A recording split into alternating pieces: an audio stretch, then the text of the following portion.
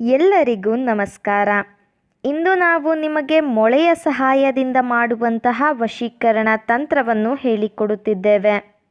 ಈ ಒಂದು ತಂತ್ರವನ್ನು ನೀವು ಮಾಡುವುದರಿಂದ ನೀವು ಇಷ್ಟಪಟ್ಟ ಸ್ತ್ರೀ ಅಥವಾ ಪುರುಷ ಅಥವಾ ಯಾರನ್ನ ಬೇಕಾದರೂ ಸಹ ನಿಮ್ಮ ಕೈವಶ ಮಾಡಿಕೊಳ್ಳಬಹುದು.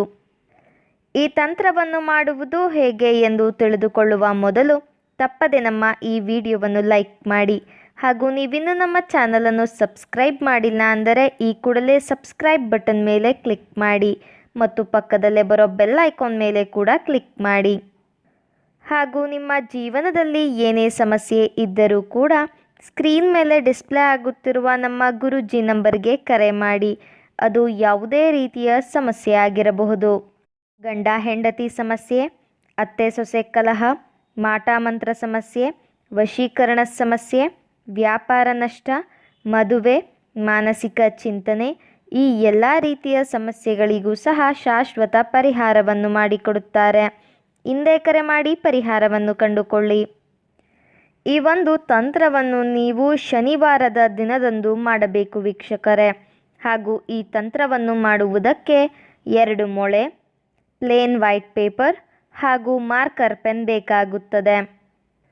ಮೊದಲಿಗೆ 1 ಮೊಳೆಯನ್ನು ನಿಮ್ಮ ಕೈಯಲ್ಲಿ ಹಿಡಿದುಕೊಂಡು 7 ಬಾರಿ ನೀವು ಯಾರನ್ನು ನಿಮ್ಮ ಕೈವಶ ಮಾಡಿಕೊಳ್ಳಬೇಕು ಅಂತ ಇರ್ತೀರಾ ಅವರ ಹೆಸರನ್ನು ಹೇಳಬೇಕು. ನಂತರ ನಾವು ಹೇಳಿಕೊಡುವ ಈ ಒಂದು ಶಕ್ತಿಶಾಲಿಯಾದಂತಹ ವಶೀಕರಣ ಮಂತ್ರವನ್ನು ಪಠಿಸಬೇಕು ವೀಕ್ಷಕರೇ. ಆ ವಶೀಕರಣ ಮಂತ್ರ ಯಾವುದು ಎಂದರೆ ಯಾ ಕಲಿಮಾತು. ಈ ಒಂದು ವಶೀಕರಣ ಮಂತ್ರವನ್ನು 151 ಬಾರಿ ಪಠಿಸಬೇಕು. ನಂತರ ನೀವು ಮತ್ತೊಂದು ಮೊಳೆಯನ್ನು ನಿಮ್ಮ ಕೈಯಲ್ಲಿ ಹಿಡಿದುಕೊಂಡು ನಿಮ್ಮ ಹೆಸರನ್ನು 7 ಬಾರಿ ಹೇಳಬೇಕು ಹಾಗೂ ಪುನಃ ಮಂತ್ರವನ್ನು 151 ಬಾರಿ ಪಠಿಸಬೇಕು ವೀಕ್ಷಕರೇ.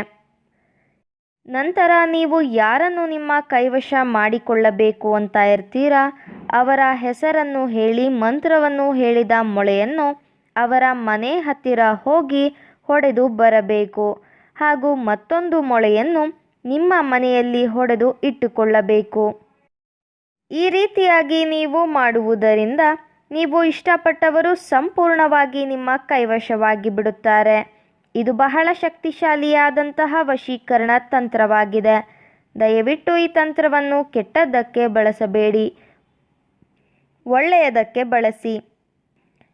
ಹಾಗೂ ಈ ತಂತ್ರವನ್ನು ನೀವು ಮಾಡುವಲ್ಲಿ ಯಶಸ್ವಿಯಾಗದಿದ್ದರೆ ಸ್ಕ್ರೀನ್ ಮೇಲೆ ಡಿಸ್ಪ್ಲೇ ಆಗುತ್ತಿರುವ ನಮ್ಮ ಗುರೂಜಿ ನಂಬರ್ಗೆ ಕರೆ ಮಾಡಿ. ನಿಮ್ಮ ಎಲ್ಲ ಕಠಿಣ ಸಮಸ್ಯೆಗಳಿಗೂ ಸಹ ಶಾಶ್ವತ ಪರಿಹಾರವನ್ನು ಮಾಡಿಕೊಡುತ್ತಾರೆ. ಹಿಂದೆ ಕರೆ ಮಾಡಿ ಪರಿಹಾರವನ್ನು ಕಂಡುಕೊಳ್ಳಿ. ನಮ್ಮ ಈ ವಶೀಕರಣ ವಿಡಿಯೋ ನಿಮಗೆ ಇಷ್ಟ ಆದಲ್ಲಿ ವಿಡಿಯೋವನ್ನು ಲೈಕ್ ಮಾಡಿ, ಶೇರ್ ಮಾಡಿ ಹಾಗೂ ಕಮೆಂಟ್ ಮಾಡಿ. ವಿಡಿಯೋ ನೋಡಿದ ಎಲ್ಲರಿಗೂ ಸಹ ಧನ್ಯವಾದಗಳು.